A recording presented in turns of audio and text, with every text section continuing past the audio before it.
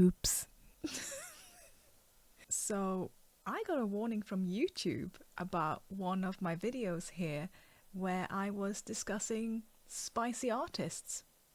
Spicy comic artists, to be exact. The video itself is me going through Gumroad's and Patreon's changing terms of service because I was concerned that it was hurting spicy comic artists. I didn't get the warning because I was reading out the terms of service in Cute Cat Is, and I didn't get a warning because I was showing any of my actual spicy art on the screen or anything like that.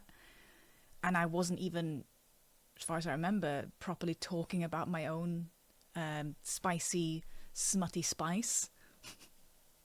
I got a warning because I shared a link to a fellow spice comic artist's shop.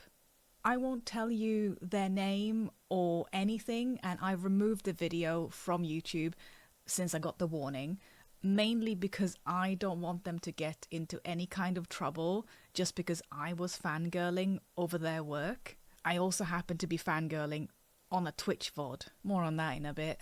I've said a bunch of times in the past that I use this YouTube channel as like a fun hobby where I get to ramble about whatever I do, and video editing is fun. Now, most of that rambling is about me sharing what it's like being in the admittedly very tiny industry that is self-published comics, because that is what I do most of the time. And the biggest part of my income is adult comics, both the spicy spice, smutty fun times, and non-spicy spice things. So comics with adult themes, comics that talk about adult stuff like certain mental health things, comics that are about horror and stuff like that. So it's not just spice that I make. But speaking of the spice, I want to be able to talk about it and appreciate the creators who are in it, but I think from now on I have to self-censor a lot more to avoid getting an actual strike. Hello! Okay, I'm gonna have to go give my dog some breakfast. Okay, I'm back. Dog is currently eating in the background, so if you hear some noises, it's him. What was I saying? Oh yeah, self-censor. Right, so with that said, I don't think I can openly appreciate other fellow spicy art creators on here from now on. I am on other platforms where I can do that freely. And the other thing that I have learned here is that I gotta be careful about how I use my Twitch VODs in the future on YouTube. Because my speech on Twitch is quite floral. I'm live streaming and I'm chatting to people while we're doing art and whatnot, and as it's live, there's no editing. There is quite a lot of swearing, quite a lot of joking, quite a lot of words being used that YouTube can probably flag as inappropriate. You know, heavy use of the C word, stuff like that.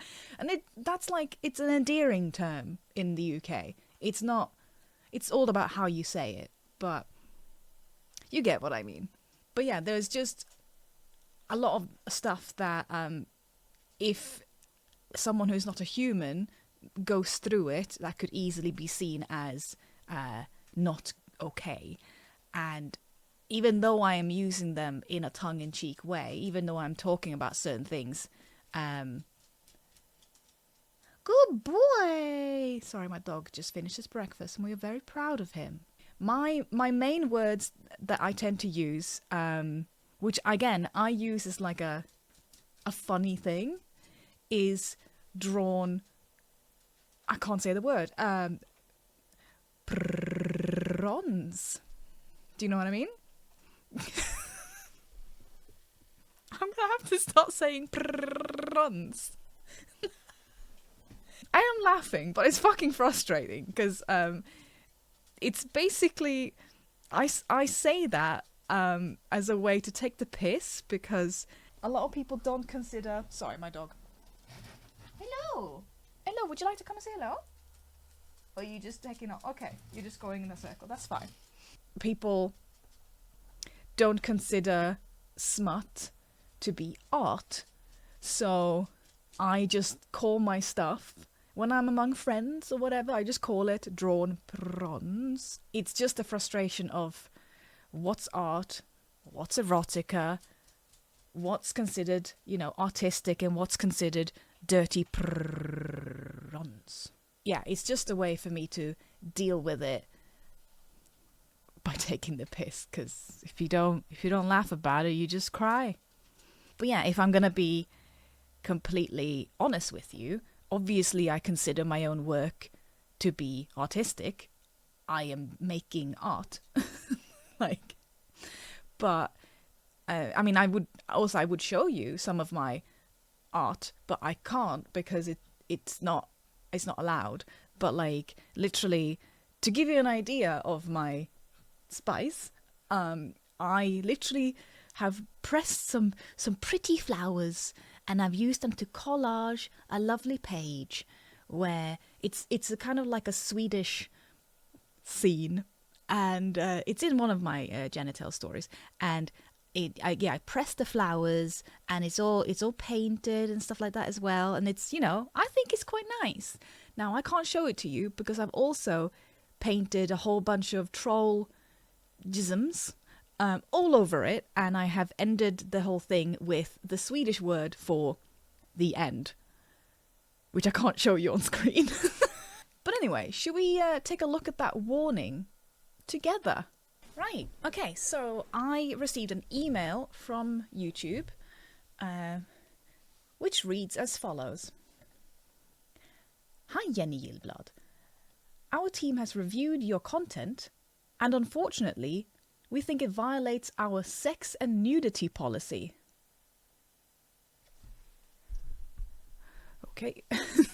We removed the following content from YouTube, and this is where the link to that Spicy Artists shop was. Location where the URL was found, and that is the edited Twitch VOD that I was talking about Gumroad and Patreon's changing terms of service. We know that this might be disappointing, but it's important to us that YouTube is a safe place for all. If content breaks our rules, we remove it. If you think we've made a mistake, you can appeal, and we'll take another look. Keep reading for more details. Let's keep reading. How your content violated the policy. Content that links to external sites that host nudity, pornography. I'm gonna have to get better at censoring my words. Or other sexually gratifying content isn't allowed on YouTube. We may make limited exceptions for content with educational, documentary, scientific, or artistic content. Learn more. Oh, we will. How we find violations. This is something I found interesting. We use a combination of automated systems and human reviews to detect violations of our community guidelines. As you probably know, my channel on YouTube is tiny, and this is my first warning. This is Bibi's first warning, and I'm not overly familiar with all of the back end automations of YouTube, but I have heard that they use a lot of bots to basically go through videos and stuff, and then if they flag stuff, then they will give you a warning, and then it's the humans that actually review your appeals. I might be wrong about this. This is just what I've heard in the wind of the internet. Right. How this affects your channel. Because it's the first time, this is just a warning. Thank you, YouTube. Thank you, Daddy. I'm so sorry. I'm sorry. I shouldn't have put a link in to someone I appreciate. Legit. I know I'm taking the piss, but also it's not allowed. So I did fuck up. If it happens again, your channel will get a strike, and you won't be able to do things like upload, post, or live stream for 1 week. not sure I should be live streaming on YouTube, to be honest, because I'd have to really, really, really be careful with how I speak. To have this warning expire in 90 days, you can take a quick policy training. We'll show you scenarios similar to the policy you violated so that you can create content more confidently. What to do next? We want to help you stay on YouTube. Yes, I would like to stay on YouTube. Genuinely, I really enjoy making videos on YouTube. It's just a shame that I happen to love making adult comics. I wouldn't have these problems if I just made stuff for kids. But nothing I make is for children. It makes it quite difficult to exist on the internet nowadays, because everything has to be safe in case a child comes across it. Anyway, this is not where we rant. We'll leave that for later. We want to help you stay on YouTube, so please make sure you understand YouTube's community guidelines and strike basics. Oh, this is the end of the thingy, sorry. Review your content with our policies in mind. If after reviewing your content you think we made a mistake, let us know. You can appeal this decision here. Okay? So, as you heard there, I could appeal. Should I appeal? I mean, there are grounds for it, in my opinion. The artistic note, so far, like, when you make spicy art, it has been on kind of like this grey area, because people don't really know how to interface with it. It's like, well, it is nipples, but they're painted. They're not real nipples. So how do we feel about them? Is that still obscene or is it not? Like, people don't really know how to react to drawn nudity. And then if that nudity happens to also be sexual, then it's just like, but it's not real. What the fuck? And then people who don't know about spicy comic books, which is quite a lot of people, by the way, it makes it fun to explain what I do for a living when you talk to people who don't know what this is about. But yeah, anyway, I could appeal. Now, if I had been a link to my own comic, then I probably would have sent in an appeal, because this is the main issue people like me are facing, like, in a nutshell, essentially. Like, as I think I probably said earlier, like, is our smut artistic? What is artistic erotica? What is not artistic? When does a drawn picture go from being art to being prons? Where is the line here? Like, this is where we are constantly, like, having to tiptoe and, like, try to keep our head above water, because we're like, I mean, I've shown the comic I've made several times, but, like, I call it the butthole rule. Can I say that word? I don't know. Anyway, I call it the butthole rule, where basically, if you show a butthole, then that transfers into prons. But if you do not show the hole, then it's erotica. That's how I see it in my head, and how I tend to, like, go through my art and stuff, like how other people see it. Now, I honestly think that you'd be amazed by the most beautifully painted, and I would argue, like, technically skilled and artistic to the wazoo art of buttholes out there. That is like the most beautiful art you've ever seen. But is that art? Is that artistic nudity? Or is that prons? Anyway, so you see, this is what we're constantly dealing with.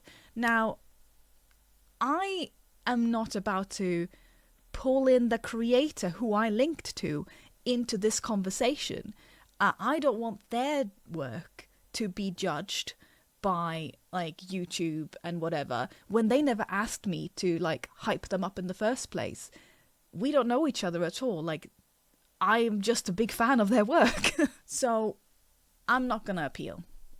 I am personally seeing this as a learning moment. I do want to make the Spice Seller Guide here on YouTube after I finished my Indie Comic Survival Guide, but I'm going to have to be very careful in how I present it to you, and I hope you can now understand why. So, what now? Okay, fellow spice guzzlers, we gotta go back to school.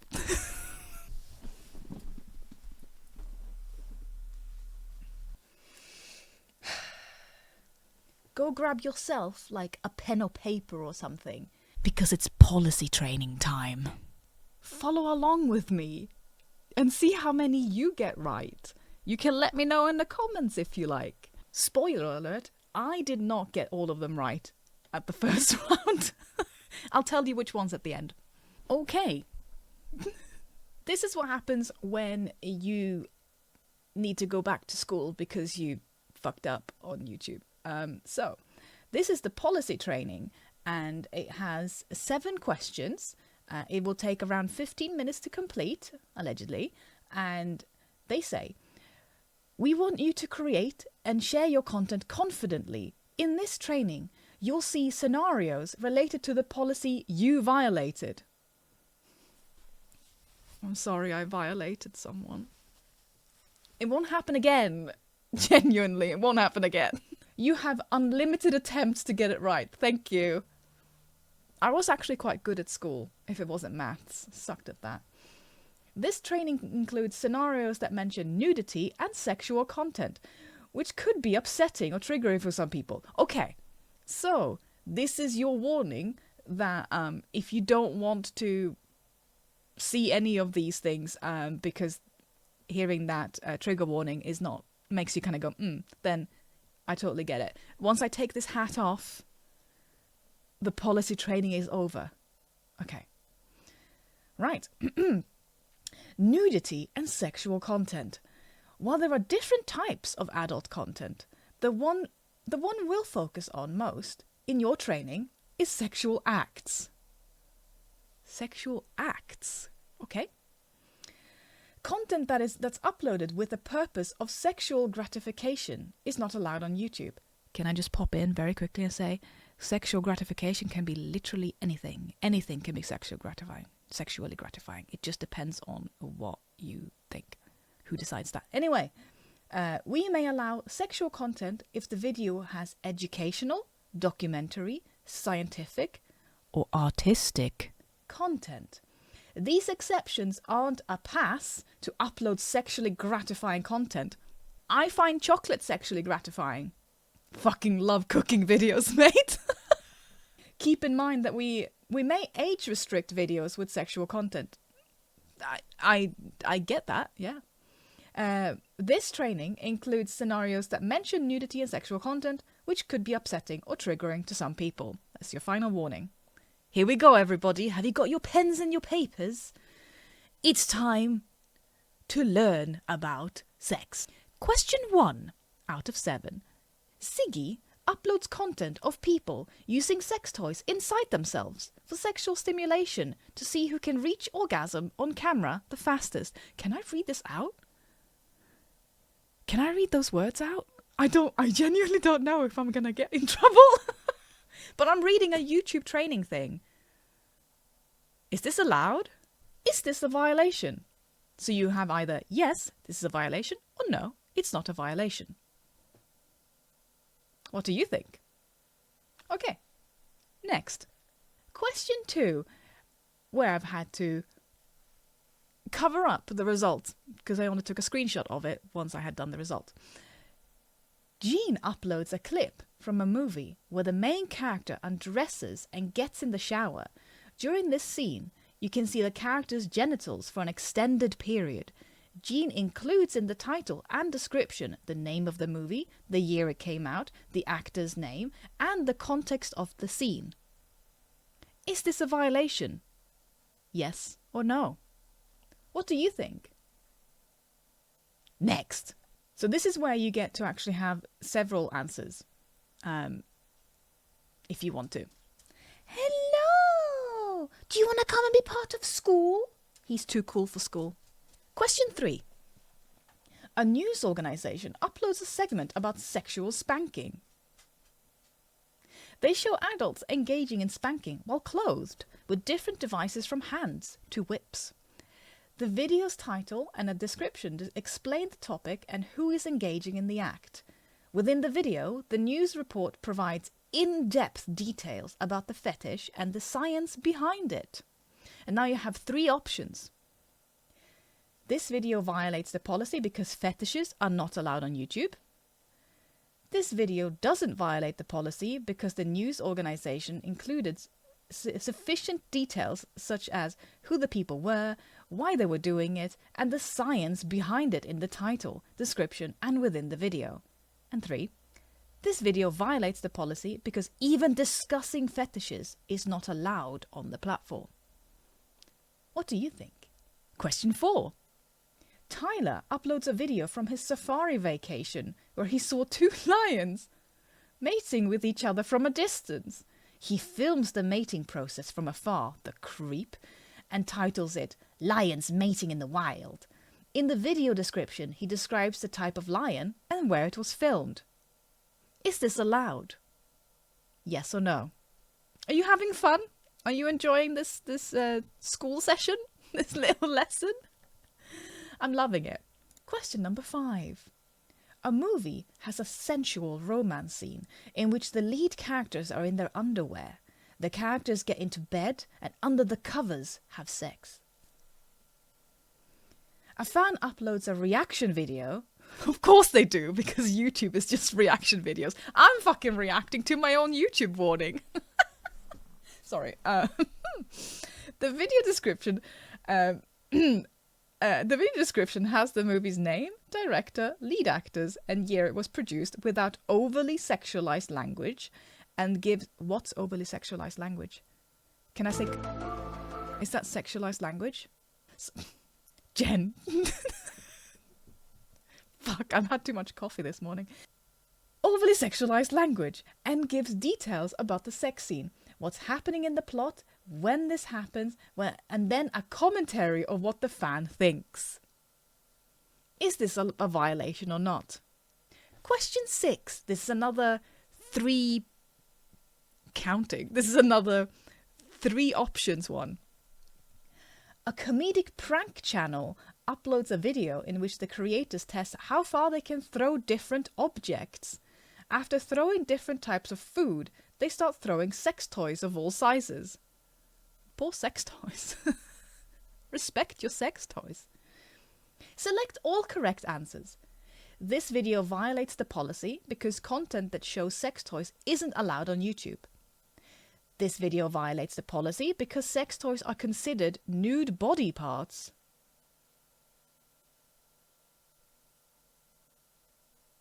What?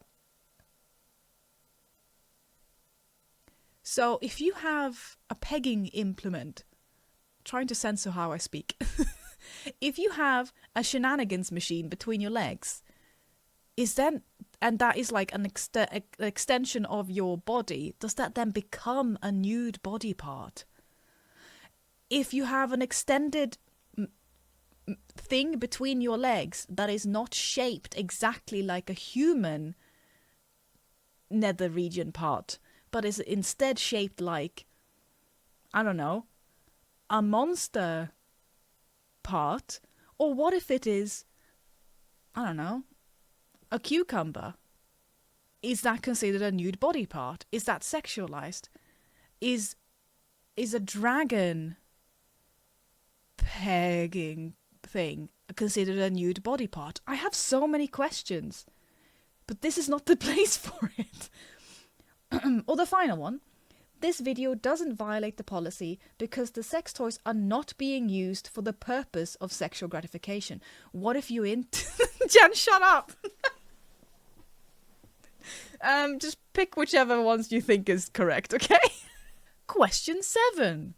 Again, this is four parts now that you can click on. Ray uploads a video with the title, "The hottest girls are the ones that will let me taste their pee. Can I say that? I didn't think. I just read that out. In the video, a person urinates in the snow. Then another person scoops up the snow, tastes it, and says, "Gosh, this is so sexy." Tasty. Select all correct answers. This violates the policy because content that shows bodily fluids for the purpose of sexual gratification isn't allowed on YouTube. This doesn't violate the policy because the people in the video are trying to be funny. So you can't be sexy and funny? Can you laugh during sex? Is that allowed? Or does that become comedy? Is that a loophole? So if you find sex funny, if it's not like grunting, but you're like laughing, is that a romantic comedy? Sorry. I need to go eat something. This violates the policy because YouTube doesn't allow content where people urinate.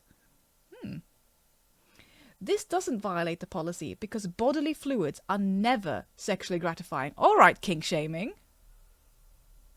Fucking hell, who put that in? All right. So there you go. Those are the 7 questions. Have you got all of your answers, class? Okay, so I will be putting up on the screen which ones were the correct answers for each question. And I will then put up on the screen at which points I personally fucked up and clicked the wrong ones. It's these ones. Wow, wasn't that a bit of fun? Oh, hold on. There we go. I hope that was educational for you. It certainly was for me. I have more opinions, but I can't sit here all day just questioning like what's considered smut and what's not, because that's what I do like on like a daily basis anyway, and it's driving me insane at this point. So I may as well use the end of this video to maybe just give you a subtle, very friendly, artistic highlight of my new comic. It's called Genitales. I don't know if I can say the title of it. Anyway, it is my newest artistic spice. It is a collection of short 8-page full color comics made by me. So it has cowgirls, it has cat girls, it has bunny girls. It's all painted by hand as usual. However, the comic itself might be cursed. Maybe I should do a video chatting about why I think that, because holy shit.